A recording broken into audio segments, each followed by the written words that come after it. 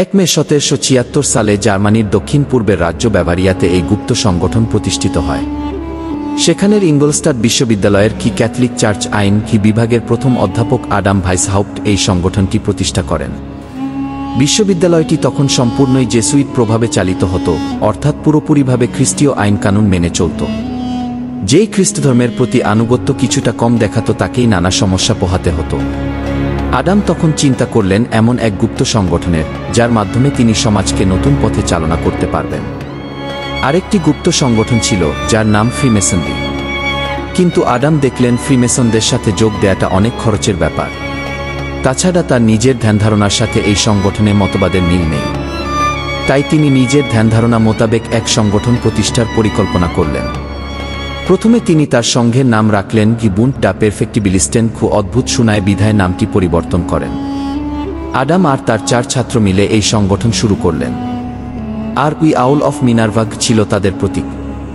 Adam সদস্যদের জন্য ছদ্মনামের ব্যবস্থা করেন। আডামের নিজের নাম হল স্পার্টাকাস।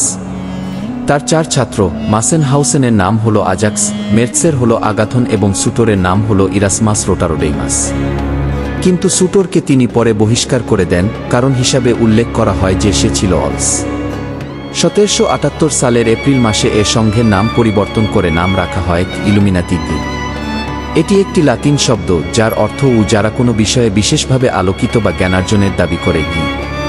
সে সময় সংঘের 12 জন সদস্য ছিল, কিন্তু পরবর্তীকালে এই সদস্য সংখ্যা বেড়ে 27 জনে দাঁড়ায়। সাধারণত চূড়ান্ত পর্যায়ের বুদ্ধিজীবী, সচ্চরিত্র খ্রিস্টানরা এই সোসাইটির সদস্য হতেন এবং সকল প্রকার ইহুদি এবং মূর্তিপূজকদের সদস্যপদ নিষিদ্ধ ছিল।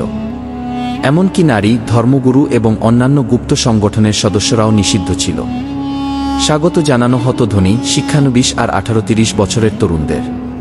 ধীরে ধীরে ইউরোপ জুড়ে ইলুমিনাতির শাখা ছড়িয়ে পড়তে থাকে। কিন্তু পরবর্তীকালে ইলুমিনাতির অভ্যন্তরে ধর্মবিদ্বেষের সূচনা হয়। 1772 সালের দিকে ইলুমিনাতিতে 3টি শ্রেণীর সূচনা করা হয়। প্রথম শ্রেণীতে শেসকল সদস্যদের রাখা হলো যারা নতুন নতুন এই সংগঠনে যোগ দিয়েছিল। দ্বিতীয় শ্রেণীতে তাদের থেকে একটু উচ্চ পর্যায়ের যারা রয়েছে তাদের রাখা হলো।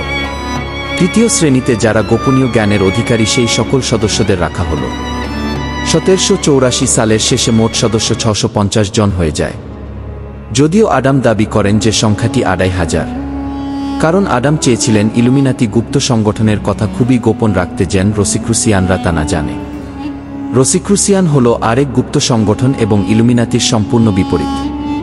কারণ ইলুমিনাতি বিশ্বাস করত ধর্মনিরপেক্ষতাবাদে, আর রসিক্রুসিয়ানদের বিশ্বাস জাদুবিদ্যায় বিশ্বাস করত। কিন্তু তারপরেও রসিক্রুসিয়ানরা জেনে গেল। ফলে ইউরোপে রটে গেল যে ইলুমিনাতি একটি নাস্তিক এবং ধর্ম ও প্রচলিত সমাজ ব্যবস্থা বিদ্বেষী সংগঠন।